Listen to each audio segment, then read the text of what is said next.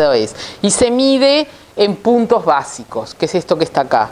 Cada 100 puntos básicos es 1% de interés. Y en realidad es un cálculo complejo porque se compara cada bono de cada plazo, cada moneda, con uno equivalente en Estados Unidos, ¿no? Para el de 10 años, el de 15 años, el que es en yenes, el que es en dólares, el que es en unidades indexadas, ¿no? Se comparan y ahí se componen esos índices.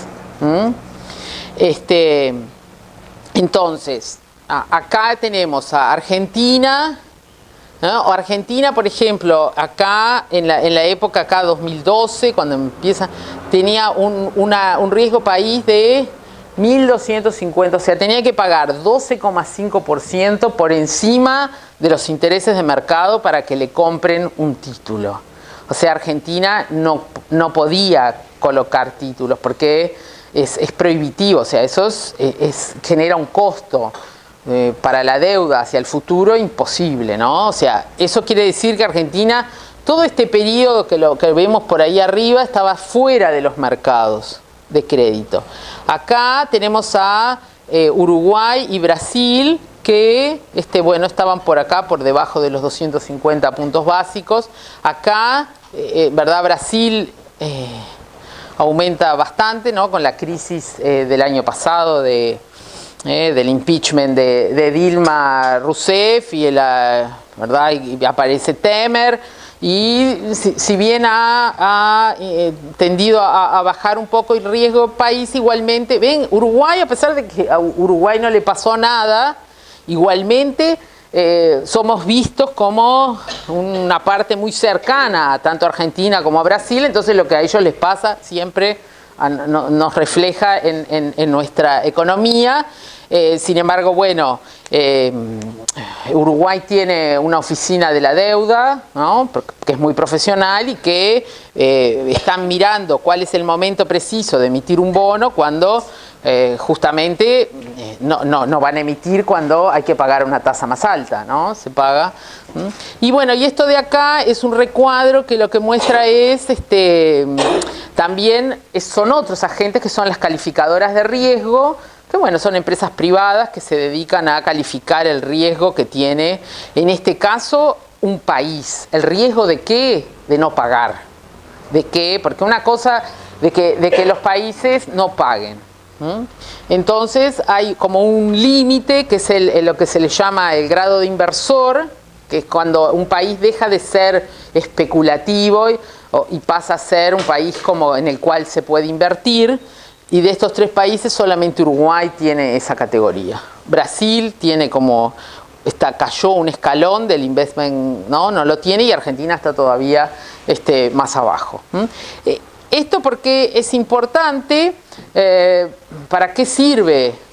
Además de que, o sea, esto es para los títulos, ¿verdad? Cómo se negocian en el mercado. O sea, igualmente los países pueden colocar, pero muchas veces hay empresas internacionales que invierten en distintos países, pero que tienen entre sus cláusulas que el país tiene que tener el grado de inversor para poder invertir, si no, no pueden invertir.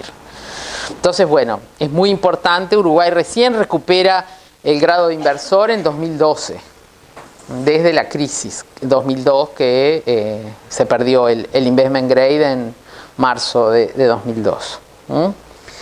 Bueno, otras cuestiones también que vienen desde, digamos, otros desafíos, otros problemas desde Estados Unidos. Bueno, los anuncios del presidente de Estados Unidos en el sentido de que va a aplicar políticas más proteccionistas. Por ahora fueron solo anuncios. Sí se bajó de un acuerdo que era el TPP, que es un acuerdo transpacífico, pero por ahora no hay más que anuncios, pero es una amenaza, no estrictamente para Uruguay, pero sí para muchos países de América Latina que tienen una relación comercial mucho más fuerte que Uruguay con Estados Unidos. Y bueno, esto otra cosa que les decía de la normalización de las políticas de la Fed, ¿verdad? De las tasas de interés. De acuerdo con el Banco Mundial, proyecciones que ellos hacen, la tasa en 2 años podría llegar al 2%. Que todavía es una tasa bastante baja. Las tasas promedio antes, digamos, de esta crisis estaban alrededor de 4 o 5% al año, ¿no? Una tasa de interés y no, por ahora se van a mantener bajas. Sin embargo, hay un problema, digamos, que se vislumbra y es los elevados déficits fiscales que tienen los países. Acá yo les puse un esquemita solamente con el resultado global y primario de Brasil, Argentina y Uruguay. Oficiales, estos son los datos. Brasil tiene un déficit cercano al 10% del PIB, Argentina está cerca del 5%, bueno, esto es 2016, Uruguay cerró en el 4%, y bueno, el Banco Mundial, que fue el que, digamos, hace este informe, lo que ve es como que es necesario un ajuste fiscal para reducir estos elevados déficits, porque... ¿Por qué? Bueno, porque como les voy a mostrar, la contracara de esto son la deuda, ¿verdad? O sea, los países financian su déficit con deuda, con endeudamiento. Y bueno, la deuda pública tiene como también, para que sea pagable por los países, tiene que estar en un nivel que se considera razonable. Uruguay... es el de allá, ¿verdad? La deuda de Uruguay está en alrededor del 60% del PIB, ¿no? Acá vemos a Brasil, ¿no? Que tiene ese déficit. En realidad el déficit ese oficial es del 10%, pero no cuenta los déficits de las, ¿cómo se llama?, de los estados. Es solo el déficit del gobierno federal. Si se suma todo, llegaría como hasta el 15% el déficit en Brasil. Y el endeudamiento, como ven, viene creciendo, fue el 74%, está ahí en fin de 2006, y por lo que dicen, sigue creciendo. Brasil está haciendo una serie de reformas para intentar bajar el gasto, pero todavía está la situación muy complicada. Además que, claro, este porcentaje es deuda sobre PBI. Cayó 2 años seguidos el PBI, entonces sube el numerador, cae el denominador, el porcentaje aumenta, ¿no? Argentina, por otro lado, todavía está en un nivel bastante bajo de deuda, porque, bueno, como les dije, estuvo fuera de los mercados. Acá, esta es 2002. 2003, ¿no? El default. La deuda argentina cae acá en 2005 cuando hacen el primer canje. ¿Por qué? Bueno, porque hacen un canje donde canjean títulos por el 25% de lo que valían. Entonces la deuda les bajó enormemente y no pudieron endeudarse casi durante todo ese tiempo. Entonces tienen una deuda bastante pequeña que, sin embargo, ahora en 2016 comienza a aumentar cuando vuelve a emitir, pero todavía está en un nivel razonable. Bueno, acá lo que les quería mostrar es cómo vienen estos 3 países, ¿verdad? El crecimiento de Argentina, Brasil y Uruguay, también acá con una serie más larga, ¿verdad? Este es el PIB de los 3 países. Acá tenemos la crisis de 2002, que ven que Argentina y Uruguay tuvieron crisis, Brasil no. El PIB de Brasil siguió creciendo, ellos no. Acá, digamos, estuvo estancado, ¿no? ¿Se acuerdan? La devaluación de Brasil de enero del 99 y la economía brasileña crece, ¿no? Y acá genera, esta es la crisis 2008-2009, cae pero poquito. Sin embargo, bueno, acá es cuando la economía de Brasil se estanca, ¿no? Uruguay sigue creciendo y Brasil cae.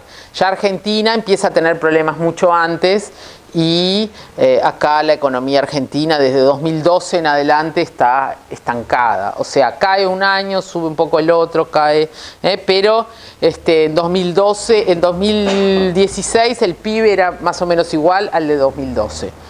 Uno lo ve ahí, estuvo estancada la economía argentina.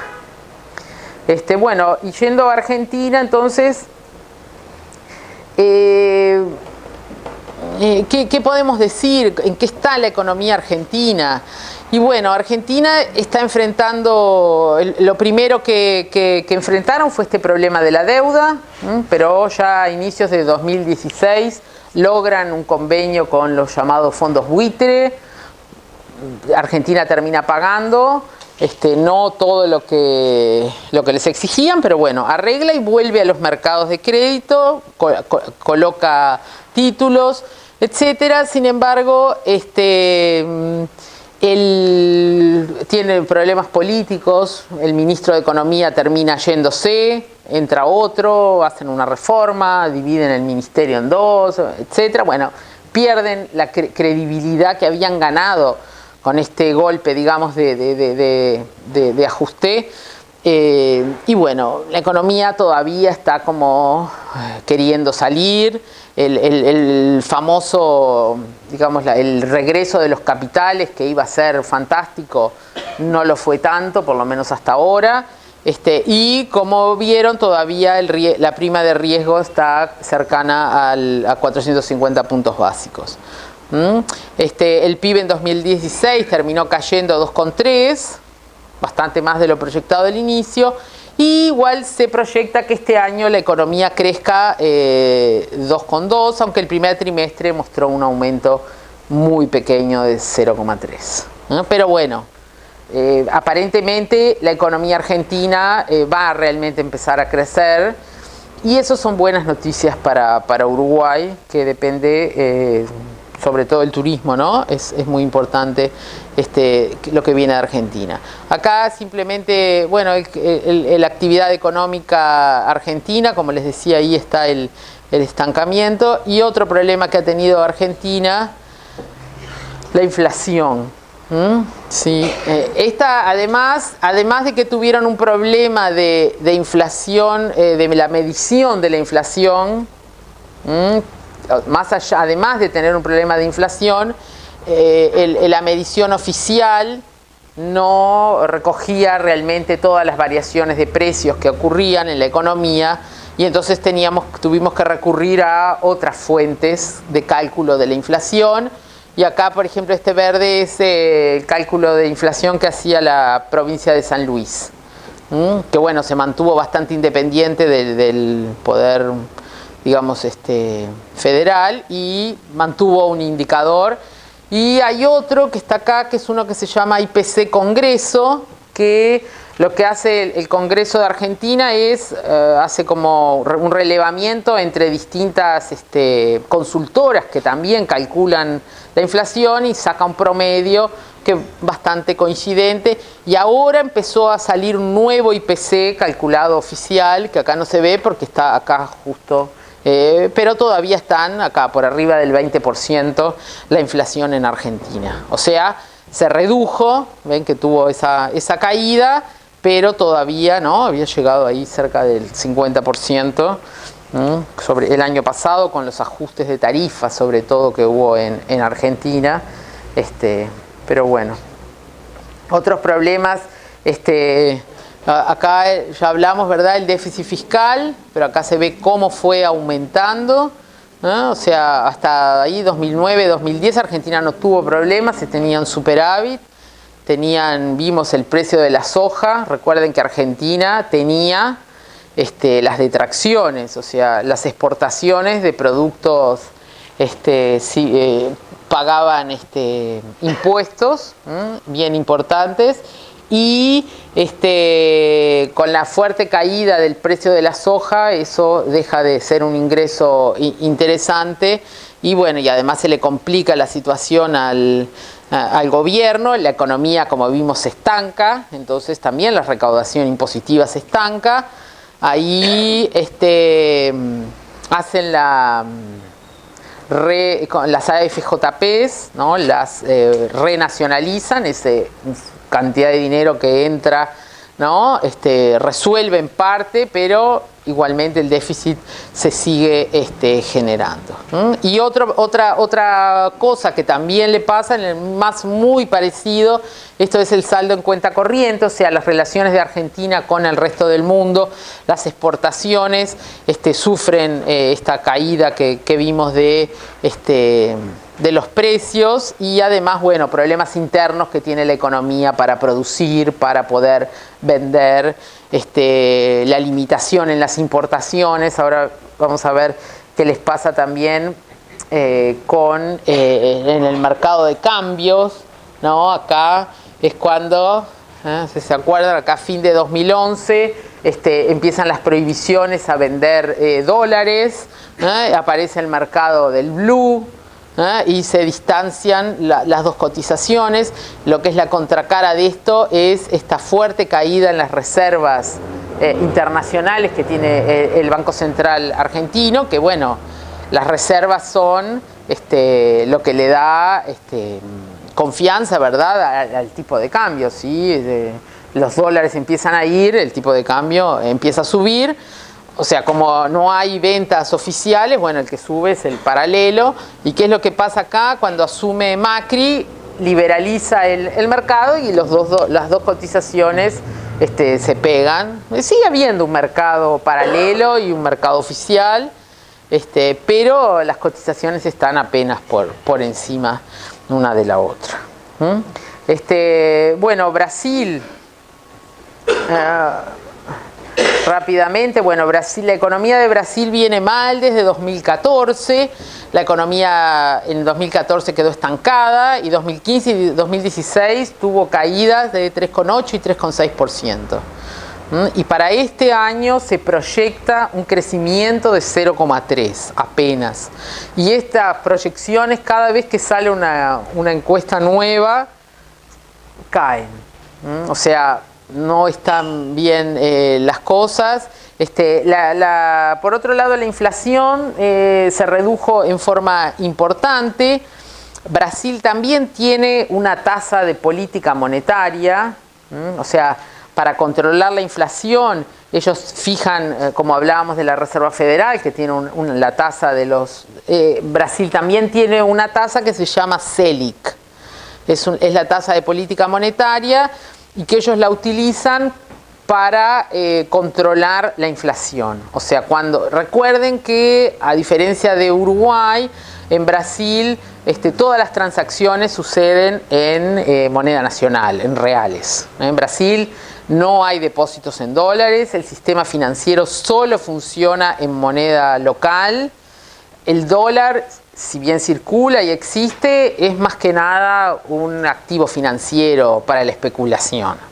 No es más que eso. Todavía hay control de cambios, o sea, los exportadores y los importadores tienen que comprar en el Banco Central. Y no sé si han ido a Brasil, pero si uno va con dólares no encuentran fácilmente dónde venderlos. No es que sea ilegal, simplemente es que o sea, si van a viajar, sí tienen que ir a un cambio y les venden, pero no es algo generalizado. Entonces, ¿esto qué hace? Bueno, que la política monetaria que hace el gobierno con tasas de interés es muy efectiva. Los bancos se fondean a esa tasa, a la tasa que fija, esta tasa, que es una tasa también de corto plazo. Es lo que le llaman la tasa overnight, ¿no? La tasa que pagan los depósitos por la noche, una tasa anual que llegó a tenerla ahí a 14,15%, llegó la tasa Selic, y ahora está en 9,25%, cuando la inflación está acá, el último registro, 2,7%. O sea, tiene una tasa real de interés de, no sé, 6% o más. O sea, esto es un freno también para el crecimiento. ¿Por qué? Bueno, porque invertir, o sea, esta es la tasa, digamos, base. Arriba de eso los bancos, ¿no?, tienen sus ganancias y las tasas de interés entonces son más altas. Crédito al consumo, crédito para la inversión, está bastante restringido. Igualmente en Brasil es un país donde, al igual que en otros países, muchos inversores, muchos empresarios se financian en la bolsa, emiten títulos de deuda y que cotizan en la bolsa de valores, y de allí directamente, sin pasar por el sistema financiero, muchas veces financian sus proyectos de inversión, pero igualmente es importante